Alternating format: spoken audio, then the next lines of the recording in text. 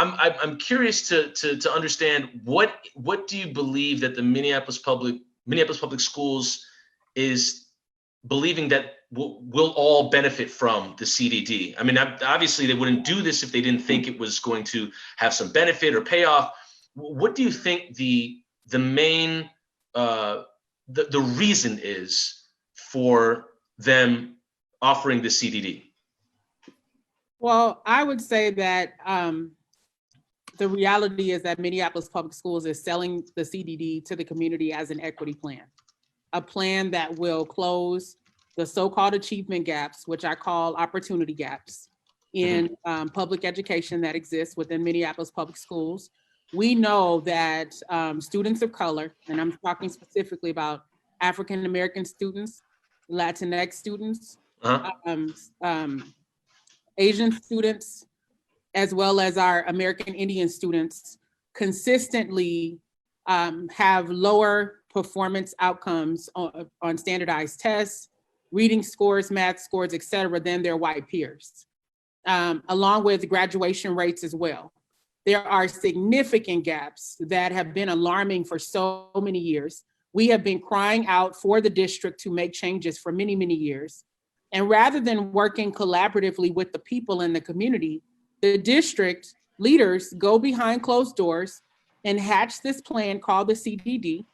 And they're basically trying to force this plan down the throats of Minneapolis residents, and particularly parents who have children within Minneapolis Public Schools. That is not how you focus on equity.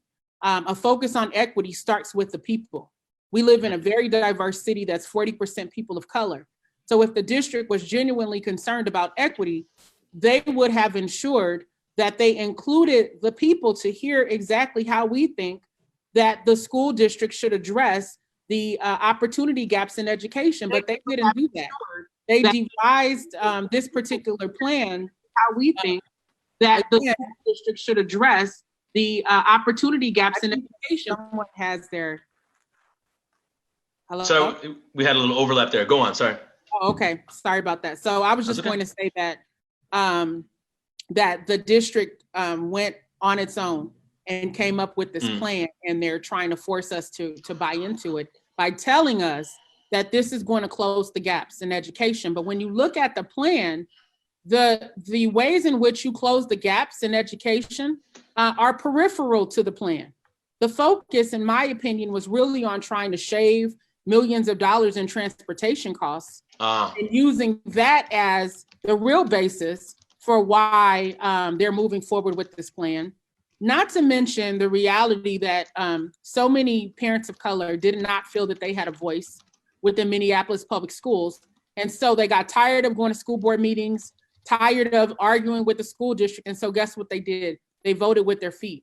And many parents removed their children from Minneapolis Public Schools and they placed their children in surrounding suburban schools or in charter schools. Not to mention through open enrollment, many parents would, send their child from one part of the district to the next in search of a higher quality of education. And that has resulted in some schools having lower enrollment than others.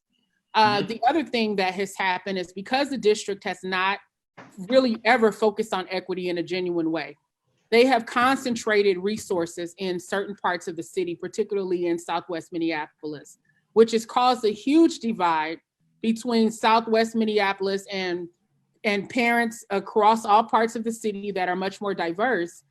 And the district is now claiming that by moving magnet schools over, by shifting K through 8 programs to K through 5, by changing IB programs, that somehow they will be able to level the playing field. However, what they are doing is actually disruptive. It is not going to address the underlying inequities that we're talking about. Another of which includes the lack of diversity amongst teachers. Again, that's a peripheral part of the plan that's not central to what they're trying to do. We also know that having high quality teachers are important.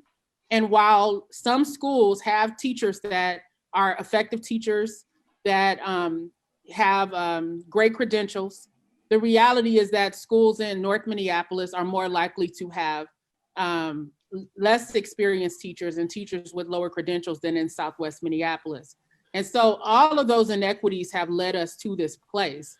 And rather than listening to the community, the district has decided to, again, hatch this plan, sell it as an equity plan, which has caused a lot of division, and a lot of division that was already there to come to the surface. And you know who loses in the end? Our children. And we're just here saying we're not going to stand for it. We want equity in the district, but we want them to do it the right way.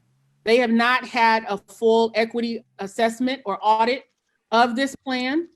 That is a part of what the district is supposed to be doing on this plan. They have not done that. So that's one of our demands as well, to make sure that this plan is going to do what they say that it will do.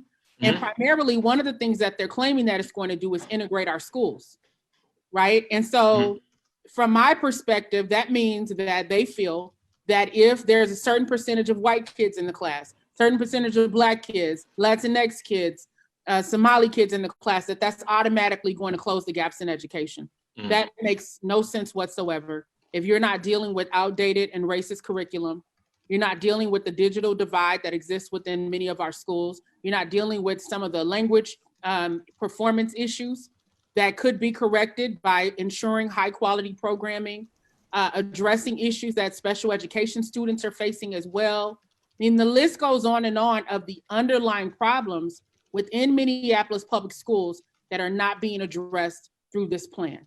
Moving people around, moving children around into different buildings and shuffling around programs is not going to close these gaps.